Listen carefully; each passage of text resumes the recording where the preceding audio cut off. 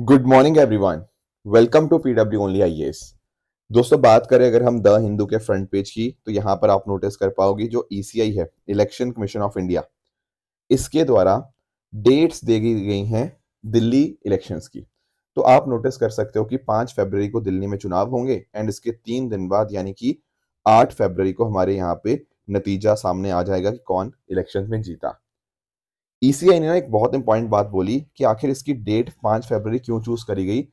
अगर आप इसका डे देखोगे तो दैट इज अ वेडनेसडे। तो यहां पर ना ईसीआई ने एक नोटिस किया था ट्रेंड कि अगर लेट से फ्राइडे को सैटरडे को ऐसा कुछ मतलब हम लोग इलेक्शन रखते हैं ना, तो दिक्कत क्या हो जाती है, लोग उस दिन फिर कहीं घूमने का प्लान बना लेते हैं कि चलो फ्राइडे का इलेक्शन हो गया, सैटरडे संडे छुट्टी हो गई, तो चलो कहीं गोवा वोवा घूमने चले जाते हैं। राइट। एंड उस वजह से क्या होता है कि अगर आप थोड़ा वीकेंड वाली साइड के ऊपर अगर आप इलेक्शन डेट देते हो ना, तो लोग उसको छुट्टी मना के घूमने चले जाते हैं एंड उस वजह से वोटर परसेंटेज कहीं ना कहीं कम हो जाता है। तो जानबूझकर ईसीआई ने हफ्ते के बीच में यहाँ पर इलेक्शन डेट रखी है ताकि लोग कहीं हिमाचल मनाली इधर घूमने ना जाएं और एक्चुअल में अपना जो जिम्मेदारी है वोट डालने की वो उसको कर पाए एंड जिससे कहीं ना कहीं जो वोटर परसेंटेज है वो इंक्रीज हो। राइट। बाकी इसके अलावा जो बाईपोल्स हैं, ठीक है, जैसे तमिलनाडु के अंदर और मिल्कीपुर उत्तर प्रदेश के अंदर, यहाँ पर भी उसी दिन 5 फरवरी को ही यहाँ पे भी चुनाव होगा। तो दोस्तों, डेट है आज की 8 जनवरी 2025 एंड आप सभी का स्वागत है आज के प्रीलिम बूस्टर न्यूज डिस्कशन में। दोस्तों, अगर आपको इस सेशन की पीडीएफ चाहिए तो आप मेरे telegram channel Rishabh Sharma sir PW, यहाँ पर जाकर इसकी पीडीएफ डाउनलोड कर सकते हो। एट द सेम टाइम कुछ और इंपॉर्टेंट जो कंटेंट होता है मैं आप सभी के साथ इसी पर्टिकुलर टेलीग्राम चैनल पे शेयर कर देता हूँ। एक जो टॉपिक हमें डिस्कस करना है वो है यूएस एंटिटी लिस्ट के बारे में। थोड़ा इसको अंडरस्टैंड करने की कोशिश करते हैं। क्या आप लोगों को 123 एग्रीमेंट पता है? देखो, वैसे मैंने जब डिस्कशन हुआ था तब भी हमने पढ़ा था पहले भी, but at the same time आप लोगों ने ना आईआर के अंदर अपना जो पढ़ते हो वहां पर बहुत डिटेल में इसको पढ़ा होगा जब यूएस इंडिया रिलेशनशिप की बात होती है। तो दरअसल में आप नोटिस कर पाओगे 2005 के अंदर ना एक ज्वाइंट स्टेटमेंट हुई थी। हमारे प्रधानमंत्री जी डॉक्टर मनमोहन सिंह जी उस समय जो थे, और साथ ही साथ जो US president George W Bush उस समय वहां के प्रेसिडेंट थे। तो ये दोनों के बीच में जो आपका ज्वाइंट स्टेटमेंट हुई 2005 के अंदर, उसी के बेसिस के ऊपर 2008 में ना Indo US nuclear deal sign होती है, जिसको US India civil nuclear agreement या फिर 123 एग्रीमेंट के नाम से भी जाना जाता है। अब यहाँ पर ये एग्रीमेंट हुआ, इससे फायदा क्या हुआ? इससे एक्चुअल में पॉइंट ये था कि इस एग्रीमेंट के माध्यम से जो यूएस कंपनीज है ना, वो भारत को क्या सप्लाई कर सकती हैं? Nuclear fuel and technology. But ये किस पर्पस के लिए होगा? सिर्फ और सिर्फ सिविलियन न्यूक्लियर पर्पसेस के लिए ये चीज करी जा सकती है। तो बदले में इंडिया ने क्या किया? इंडिया ने कहा कि चलो ठीक है, जो आईएईए है ना, इंटरनेशनल एटॉमिक एनर्जी एजेंसी, वो यहाँ पर हमें इंस्पेक्ट कर सकती है हमारे for its civil nuclear program. तो यानी कि आप नोटिस कर पाओगे इंडिया ने क्योंकि एनपीटी साइन नहीं किया था, भारत के हिसाब से एनपीटी क्या है? इट इज अ डिस्क्रिमिनेटरी, क्योंकि ये कहीं ना कहीं हैव्स और हैव नॉट्स में एक तरह से डिस्क्रिमिनेट करता है। तो इंडिया एक तरह से न्यूक्लियर आइसोलेशन में था। तो इसी रिस्ट्रिक्शंस को कहीं ना कहीं ओवरकम करने के लिए भारत और यूएसए के बीच में ये चीज साइन होती है, ये डील साइन होती है, जिसके माध्यम से सिविल न्यूक्लियर कॉपरेशन दोनों देशों के बीच में यहाँ पे फैसिलिटेट होता है। तो इससे बेनिफिट यही मिलता है कि इंडिया एलिजिबल हो गया यूएस की जो डुअल यूज न्यूक्लियर टेक्नोलॉजी है उसको परचेज करने के लिए, जैसे फॉर एग्जांपल इक्विपमेंट हो गया और बाकी सारी चीजें हो गया, for uranium enrichment and plutonium reprocessing के लिए यहाँ पर ये चीजें भारत के लिए एलिजिबल हुई। तो भारत को काफी इससे बेनिफिट हुआ, यूएसए को भी काफी ज्यादा बेनिफिट हुआ। राइट। तो ये सब चीजें हमें पता थी, हमें आईआर के अंदर ऑलरेडी पढ़ भी रखी थी। अब यहाँ पर चेंजेस पता क्या हुए हैं? जो यूएस के एनएसए हैं, national security adviser Jake Sullivan, उन्होंने यहाँ पे ये बोला है कि भारत के जो आप नोटिस कर पाओगे साइंटिफिक एंड न्यूक्लियर एंटिटीज है ना, उनको यूएस की रिस्ट्रिक्टेड लिस्ट से यहाँ पे हटाया जा रहा है। तो क्या ये अच्छी बात है या बुरी बात है? द आंसर इज काफी अच्छी बात है ये। एक्चुअल में पॉइंट पता क्या है? पॉइंट आप ये नोटिस कर पाओगे कि हमने ये न्यूक्लियर एग्रीमेंट साइन किया, बिल्कुल सही बात है, पर कहीं ना कहीं यूएस पता क्या करता है? यूएस कुछ एक इंडिविजुअल्स को, बिजनेसेस को, ऑर्गेनाइजेशन को एक रिस्ट्रिक्शन की लिस्ट में डालता है, और रिस्ट्रिक्शन लिस्ट की होने की वजह से कहीं ना कहीं किसी चीज को एक्सपोर्ट करना हो तो काफी दिक्कत आती है। राइट। अब इंडिया को क्योंकि इस लिस्ट से हटा दिया गया है, ये कहीं ना कहीं ये दिखाता है कि अब हम फुली अपना जो पोटेंशियल था यूएस न्यूक्लियर डील का उसको रियलाइज कर पाएंगे। ये यूएस इसलिए लिस्ट मेंटेन करता है ताकि अनऑथराइज ट्रेड ना हो, ठीक है, लेट्स से कोई चीजें टेररिज्म की तरफ यहाँ पे मूव ना करें, वेपन्स ऑफ मास डिस्ट्रक्शन की तरफ मूव ना करें, राइट। अगर कोई भी ऐसा कुछ होता है तो वहां पर उसको रिस्ट्रिक्टेड लिस्ट में डाला जाता है, पर यहाँ पर इंडिया को इससे हटा दिया गया है। तो इसीलिए कहीं ना कहीं अब चीजों का भारत और यूएसए का जो ट्रेड है वो और भी अच्छे से यहाँ पे हो पाएगा। तो ये जो यूएस एंटी लिस्ट है ये मेंटेन करी जाती है by bureau of industry and security of US department of commerce. तो ये कुछ बातें थी यूएस एंटी लिस्ट के बारे में जो आपको पता होनी चाहिए। एक और बात है, देखो जो रिमूवल हुआ है इससे कहीं ना कहीं इंडो यूएस स्ट्रेटेजिक टाइज बेहतर होंगे एंड जो हमारी क्लीन एनर्जी सप्लाई चेन है वो और बेहतर हो पाएंगी। अगला दोस्तों हमारे सामने टॉपिक है पंचायत से पार्लियामेंट 2.0। देखो हम सभी ने ना कई बार भगवान बिरसा मुंडा जी के बारे में डिस्कशन किया है, राइट।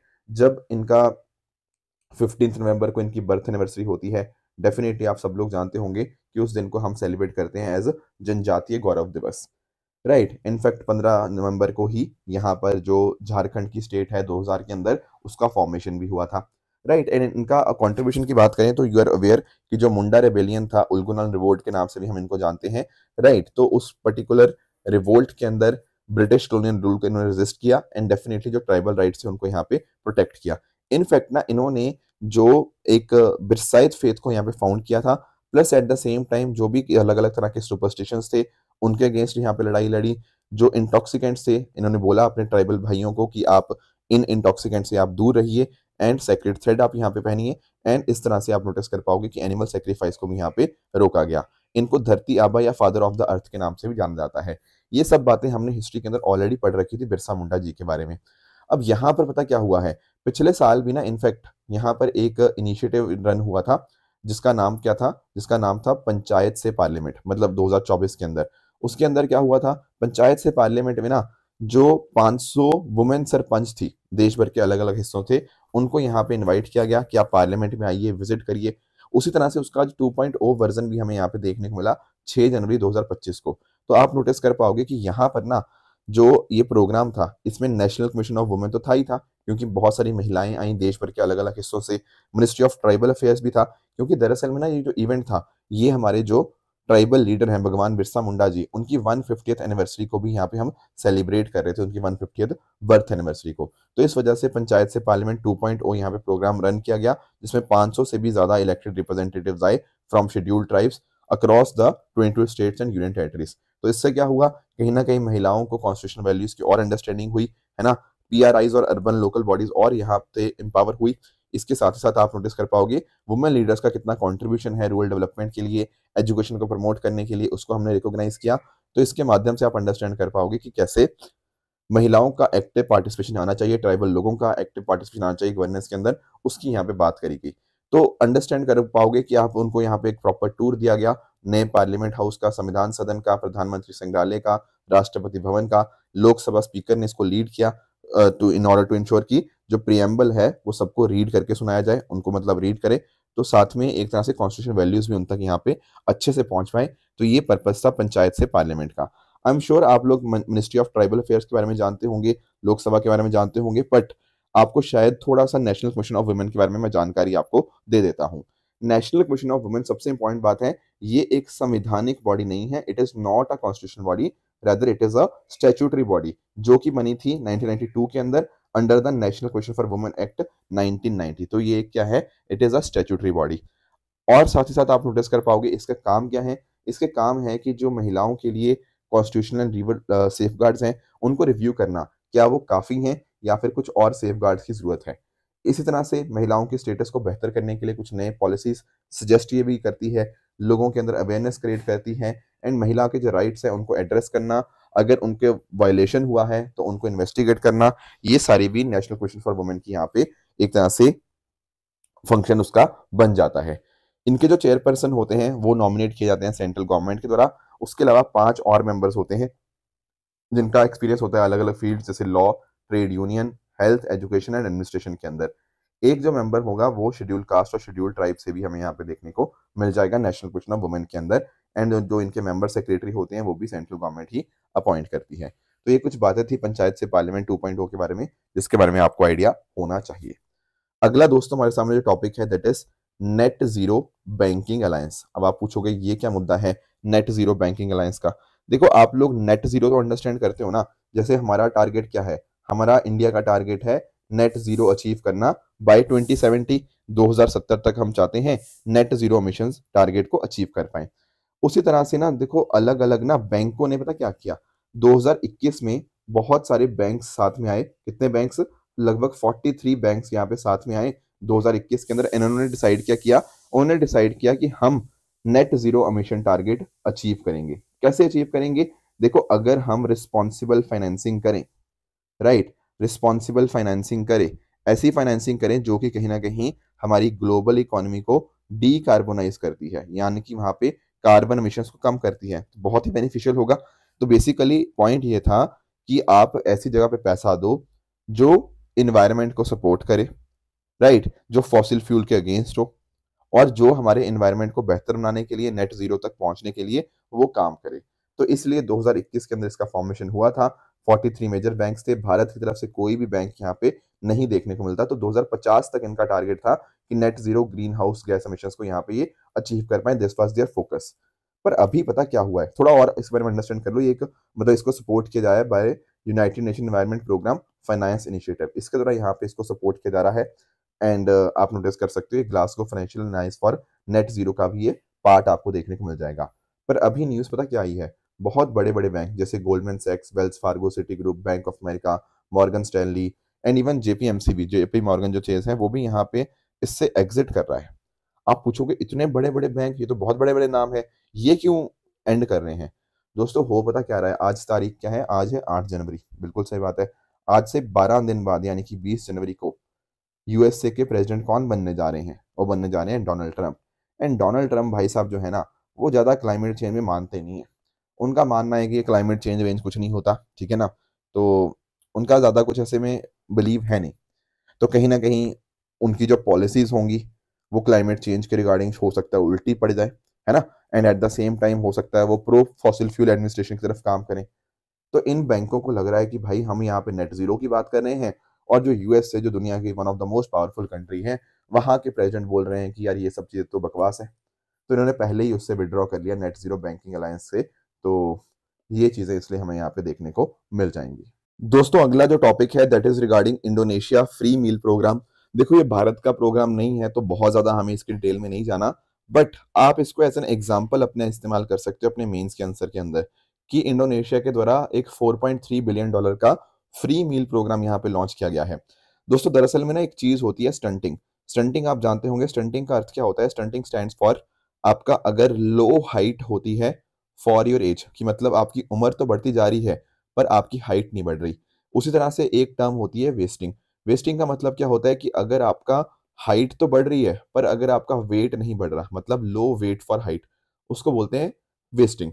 अब इंडोनेशिया की अगर हम बात करें ना, तो वहां पर स्टंटिंग के केसेस बहुत ज्यादा हमें बढ़ते हुए देखने को मिल रहे हैं पिछले कुछ सालों के अंदर। तो यहाँ पर इंडोनेशिया ने डिसाइड ये किया कि अगर हम स्टंटिंग को कम करना चाहते हैं तो इट इज वेरी इंपॉर्टेंट कि हम माल न्यूट्रिशन को टैकल करें। क्योंकि अगर आप अंडरस्टैंड कर पाओगे ना, तो लगभग जो यंग बच्चे हैं 5 साल से भी जो यंग हैं, उनमें 21.5% के आसपास बच्चे स्टंटेड हैं, मतलब दिक्कत आ रही है उनको, है ना।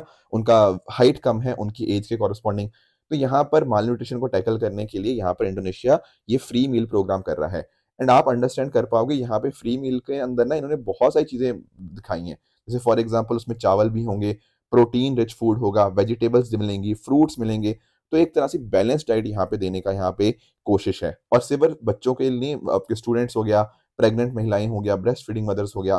तो काफी अच्छा ये इनिशिएटिव है जिसके माध्यम से इंडोनेशिया ये कोशिश कर रहा है कि ये जो आपका स्टंटेड रेट है जो अभी 21.5% के आसपास है, इसको 2045 तक कम करके 5% तक ले आए। This is the focus of Indonesia free meal program. तो एज एन बेस्ट प्रैक्टिस की तरह आपको इसमें इस्तेमाल कर सकते हो। बाकी देखो, इंडोनेशिया की बात करें तो यहाँ पर आप जानते होंगे कि इंडोनेशिया की कैपिटल आज के समय तो आपको जकार्ता देखने को मिल रही है, पर इंडोनेशिया ने अपनी नई कैपिटल यहाँ पे बना रहा है। It is in the process of shifting it's capital, and इसकी जो नई कैपिटल होगी वो होगी नुसांतरा। ये जो नुसांतरा है, ये जो आपको कैपिटल आपको देखने को मिलेगी इसकी, ये दरअसल में इंडोनेशिया का ही एक प्रोविंस है जिसका नाम है ईस्ट कालीमांतान प्रोविंस।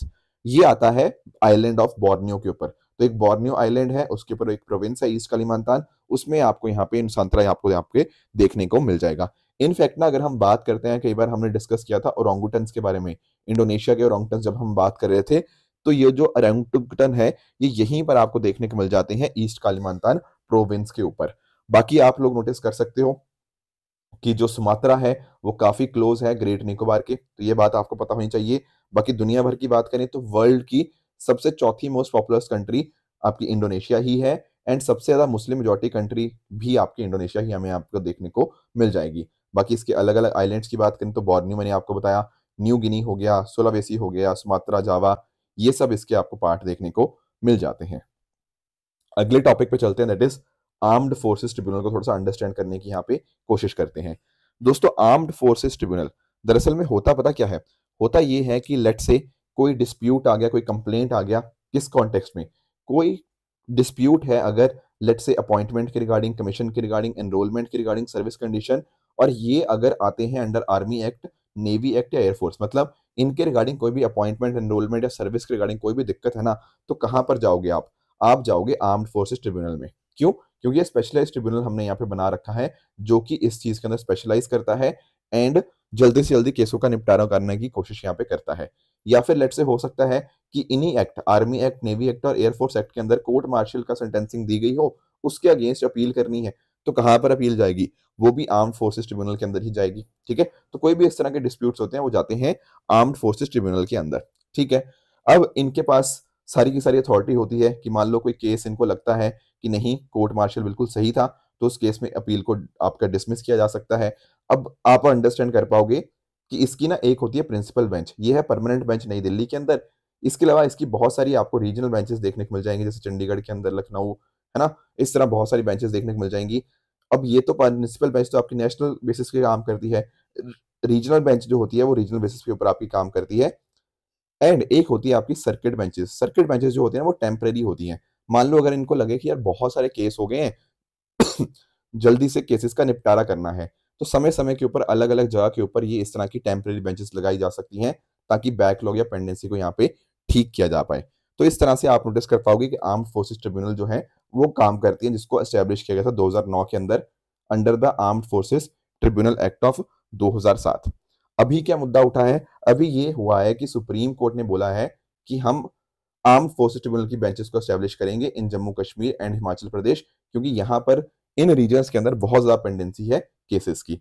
बाकी आप नोटिस कर सकते हो कि अगर मान लो आर्म्ड फोर्सेस ट्रिब्यूनल के डिसीजन से कोई खुश ना हो तो उसकी अपील जाती है कहां पर? डायरेक्टली आपकी उसकी अपील जाएगी सुप्रीम कोर्ट के अंदर।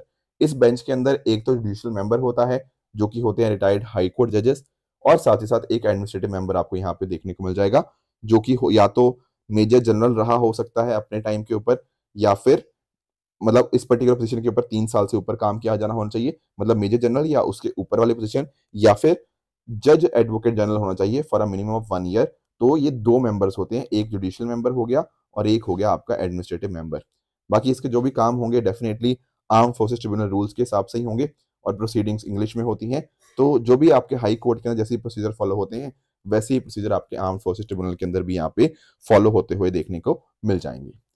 आखिरी दोस्तों हमारे पास टॉपिक है, वो है यूजीसी के द्वारा जो गाइडलाइंस रिवाइज करी गई हैं फॉर द अपॉइंटमेंट ऑफ वीसीस। देखो हालांकि ये ड्राफ्ट गाइडलाइंस हैं तो हमें बहुत ज्यादा डिटेल में पढ़ने की अभी जरूरत नहीं है, एक बार जब फाइनल गाइडलाइंस आएंगी तब हम उनको अंडरस्टैंड करेंगे।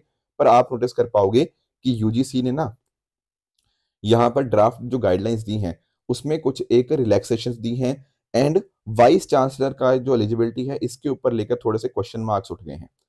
तो चलो बाकी तो मैं आपको थोड़ा सा बता ही देता हूँ। जैसे आप नोटिस कर पाओगे यहाँ पर ईडब्ल्यूएस और पीडब्ल्यूडी कैटेगरीज के लिए कुछ रिलैक्सेशंस दी गई हैं। ठीक है, अब जो आपके टीचिंग कैंडिडेट्स होंगे उनको सिर्फ पढ़ाने की बेसिस के ऊपर नहीं, प्रैक्टिकल टीचिंग और रिसर्च एप्टीट्यूड उनका कैसा है उसके बेसिस पे रिक्रूटमेंट होगा। अगर लेट से किसी महिला को मैटरनिटी लीव लेनी है, चाइल्ड के लेना है, स्टडी के लिए कुछ काम करना है, कोई एक और नॉर्मल इंसान को भी अगर कुछ करना है तो उनको भी यहाँ पे कंसिडर किया जाएगा प्रमोशन के लिए। Plus at the same time industry experts चाहिए तो हायर एजुकेशनल इंस्टीट्यूशंस को ज्वाइन कर सकते हैं। ठीक है, उसके अलावा अगर मान लो आप इस तरह की वायलेशंस करते हैं, मतलब इन गाइडलाइंस को नहीं मानते, तो उस पर्टिकुलर इंस्टीट्यूशन को यहाँ पर निकाला भी जा सकता है। यूजीसी की आपकी जो उनकी जो मान्यता होती है उससे यहाँ पे निकाला जा सकता है। बाकी सब्जेक्ट फ्लेक्सिबिलिटी है, कोई कैंडिडेट कोई भी सब्जेक्ट टीच कर सकता है based upon their highest academic specialisation, irrespective कि उसके प्रायर डिग्री सब्जेक्ट क्या है। ठीक है, तो यानी कि ना बहुत ज्यादा अच्छा बनाने की कोशिश करी गई है। एक तरह से जो न्यू एजुकेशन पॉलिसी की बात होती है जहां पर हम इंटीग्रेटेड ढंग में पढ़ाने की कोशिश करते हैं, उसको यहाँ पे ध्यान में रखा गया है। पर दिक्कत कहाँ पे आई है? दिक्कत आई है ये वाइस चांसलर एलिजिबिलिटी को रिगार्डिंग। देखो एक्चुअल में आप लोग जानते होंगे ना कि जो गवर्नर होते हैं वो चांसलर होते हैं यूनिवर्सिटी के। अब इनका जो रोल था वो और भी ज्यादा इंक्रीज कर दिया गया है। आप नोटिस कर सकते हो कि जो रेगुलेशंस है उसमें बात करी गई है कि गवर्नर्स को ज्यादा कंट्रोल होगा सिलेक्शन प्रोसेस के अंदर, एंड वही एक तरह से फाइनली डिसाइड करेंगे कि वाइस चांसलर यहाँ पे कौन बनेगा। क्योंकि आप यहाँ पे नोटिस कर सकते हो कि जो पहली बात, तो पहले पे क्या होता था ना कि जो भी वाइस चांसलर बनने जा रहा है एक यूनिवर्सिटी का, उसको पहले प्रोफेसर होना कंपलसरी था। पर अब ये जो ड्राफ्ट गाइडलाइंस हैं ये बोलती हैं कि कंपलसरी नहीं है प्रोफेसर बनना, plus at the same time उस पर्टिकुलर पर्सन को बस क्या होना चाहिए, 10 साल का एक्सपीरियंस होना चाहिए इन द इंडस्ट्री या पब्लिक एडमिनिस्ट्रेशन या पब्लिक पॉलिसी, राइट। पहले क्या होता था, पहले अगर 10 साल का एक्सपीरियंस होगा तभी आप यहाँ पे ये चीज कर पाओगे। तो ये जो चूज करने की एक तरह से जो पावर्स है ना, वो आपके गवर्नर के पास यानी कि जो चांसलर होता है उसके पास बहुत ज्यादा दे दी गई है। क्योंकि आप यहाँ पे अंडरस्टैंड कर पाओगे कि जो भी सिलेक्शन होगा वो डेफिनेटली सर्च कम सिलेक्शन कमेटी के द्वारा होगा। पर ये कमेटी के अंदर मेंबर्स कौन होंगे? कमेटी के अंदर मेंबर्स वही होंगे जो आपके गवर्नर डिसाइड करेंगे। जैसे एक पर्सन होगा जो विजिटर या चांसलर का नॉमिनी होगा, तो यानी कि गवर्नर अपना बंदा यहाँ पे बिठाएगा सर्च कम सिलेक्शन कमेटी के अंदर, वो चेयरपर्सन होगा। इसके अलावा चेयरमैन ऑफ यूजीसी का एक नॉमिनी होगा, उसके अलावा जो भी यूनिवर्सिटी है उसका भी एक नॉमिनी होगा। तो ये लोग मिलकर डिसाइड करेंगे। पर चेयरपर्सन कौन होगा? जो गवर्नर डिसाइड करेंगे। और चेयरपर्सन जो हो गया कहीं ना कहीं फिर वो नाम रिकमेंड करेगा, तो गवर्नर के पास बहुत ज्यादा पावर आ चुकी है उनको अपॉइंट करने की। ठीक है, तो वही वीसी को अपॉइंट करेंगे। जो भी सर्च कम सिलेक्शन कमेटी जो भी एक पैनल का नाम देगी, एक ग्रुप का नाम देगी, उनमें से जितने भी मान लो 5-6 लोगों देते हैं, तो फाइनली सिलेक्शन कौन करेगा? आपके चांसलर या विजिटर ही करेंगे। तो वाइस चांसलर की जो टर्म होगी वो 5 साल के लिए होगी और until the age of 70 years. ठीक है, वाइस चांसलर इस तरह से रीअपॉइंटमेंट भी उनकी हो सकती है। एंड प्रिस्क्राइब्ड रेगुलेशंस अगर कोई नहीं मानता ना, तो उस पर्टिकुलर अपॉइंटमेंट को नल डिक्लेयर कर दिया जाएगा। एंड हो सकता है कि नॉन कंप्लायंस हो तो ऐसे इंस्टीट्यूशन को हम यहाँ पे रिमूव भी कर सकते हैं यूजीसी की अलग अलग स्कीम्स के थ्रू। तो आप अंडरस्टैंड कर पाओगे कि यहाँ पर खासकर तमिलनाडु ने इसके अगेंस्ट काफी क्रिटिसाइज किया है कि ये जो पर्टिकुलर स्कीम है, ये जो पर्टिकुलर गाइडलाइंस आई हैं, ये स्टेट्स की पावर को पूरी तरह से छीनती हैं एंड पूरी की पूरी पावर्स जो है वो गवर्नर के हाथ में दे देती हैं। तो यानी कि जो चीफ मिनिस्टर और गवर्नर के बीच का जो डिस्प्यूट होता है ना, वो यहाँ पर गवर्नर सॉरी आपका यूजीसी की नई गाइडलाइंस के बाद और भी हो सकता है तमिलनाडु के अंदर बढ़ता हुआ हमें देखने को मिले। तो दोस्तों ये थी आज की डिस्कशन। अब चल रहे थे अपने क्वेश्चंस की तरफ। यहाँ पर आज का क्वेश्चन नंबर 1 है with regards to barasingha. Question number 2 है आपका with regards to national handloom day. And lastly question number 3 की अगर मैं बात करूं, ये आपको नेशनल सोशल कॉन्फ्रेंस एनएससी के रिगार्डिंग आपको ये बताना है कि इनमें से कौन सा करेक्ट है। कल जो मैंने आपको होमवर्क दिया था एक क्रॉप के बारे में बहुत सारी जानकारी दी थी। देखो यहाँ पर ना जब आप ये लाइन पढ़ते हो एटलीस्ट 210 फ्रॉस्ट फ्री डेज, आपको वहीं से एक आइडिया आ जाना चाहिए कि यहाँ पर बात किसकी हो रही है। यहाँ पर बात हो रही है कॉटन की। बाकी देखो बाकी चीजें भी हमने कभी ना कभी पढ़ी हुई हैं, ठीक है, बट डेफिनेटली ये जो पर्टिकुलर लाइन आपने पढ़ी ना, इससे आपको आइडिया हो जाना चाहिए। बाकी आप नोटिस कर पाओगे यहाँ पे वेल ट्रेन्ड स्वाइन की भी जरूरत थी, तो यहाँ पर आप समझ जाते कि थोड़ा सा ये शायद ये ब्लैक सॉइल की बात कर रहे है ना। तो option A will be the correct answer. इसके अलावा मैंने आपको और होमवर्क दिया था कि इंडिया की अगर हम बात करें तो इंडिया के पास यूरेनियम डिपॉजिट है बिल्कुल, पर हम आज के समय भी डेफिनेटली कोल के ऊपर सबसे ज्यादा डिपेंडेंट है, ये तो बिल्कुल सही बात है। दूसरा यहाँ पे स्टेटमेंट कह रहा है कि अगर आपने इलेक्ट्रिसिटी प्रोड्यूस करनी है ना, तो वहां पर कम से कम 60% तक आपको एनरिच करना पड़ेगा। बिल्कुल ही गलत बात है दोस्तों। नॉर्मली ये 3 से 5% तक रहता है, मैक्सिमम आप इसको बढ़ा बढ़ा के 10 से 20% भी कर सकते हो। पर अगर आपको वेपन्स बनाने होते हैं, ठीक है, तो उस केस में इतना ज्यादा एनरिचमेंट चाहिए होता है, लेट्स से 90% तक का। पर अगर इलेक्ट्रिसिटी बनानी है तो डेफिनेटली इतना नहीं चाहिए। तो स्टेटमेंट 2 तो पक्का ही गलत है, तो option C is the correct answer. इसके अलावा मैंने आपको एक और होमवर्क दिया था। देखो ये वाले ना जो क्वेश्चन होते हैं स्टेटमेंट 1 स्टेटमेंट 2 वाले, इनमें ना आंसर करना आसान रहता है अगर आपको पता लग जाए कि एक स्टेटमेंट गलत है। तो अगर आपको पता था स्टेटमेंट 2 गलत है तो आराम से आपका एक ही ऑप्शन बचेगा। सेम चीज यहाँ पर भी है। यहाँ पर आप नोटिस कर पाओगे कि स्टेटमेंट 2 क्या कह रही है कि आर्टिकल 335 में ना डिफाइन कर दिया एफिशिएंसी ऑफ एडमिनिस्ट्रेशन को। नहीं, बिल्कुल भी नहीं। बस इतना पता था कि स्टेटमेंट 2 गलत है, आपका आंसर ऑटोमेटिकली आ गया कि स्टेटमेंट सी सही है। दरअसल में पता क्या है, सुप्रीम कोर्ट ने अलग अलग जजमेंट्स, चाहे वो एम नागराज केस हो गया, इंदिरा सानी केस हो गया, उसमें बताया है कि जब भी आप रिजर्वेशन पॉलिसीज को अडॉप्ट करोगे, कहीं ना कहीं आप ध्यान रखना एफिशिएंसी ऑफ एडमिनिस्ट्रेशन का, कि ऐसा ना हो कि एफिशिएंसी खत्म हो जाए। तो 1 ठीक है, सेकंड गलत है, ऑप्शन सी आपका सही आंसर हो जाएगा। बात करें दोस्तों ट्रू एंड फॉल्स स्टेटमेंट्स की, ये कुछ स्टेटमेंट्स हैं, इनको पढ़िएगा, बताइएगा इनमें से कौन सा सही है कौन सा गलत है। एंड जो कल आपको होमवर्क दिया था गोल्डन लंगूर की बात करें तो ये एंडेंजर्ड लिस्ट के अंदर आता है, इसीलिए पहला स्टेटमेंट आपका गलत हो जाएगा।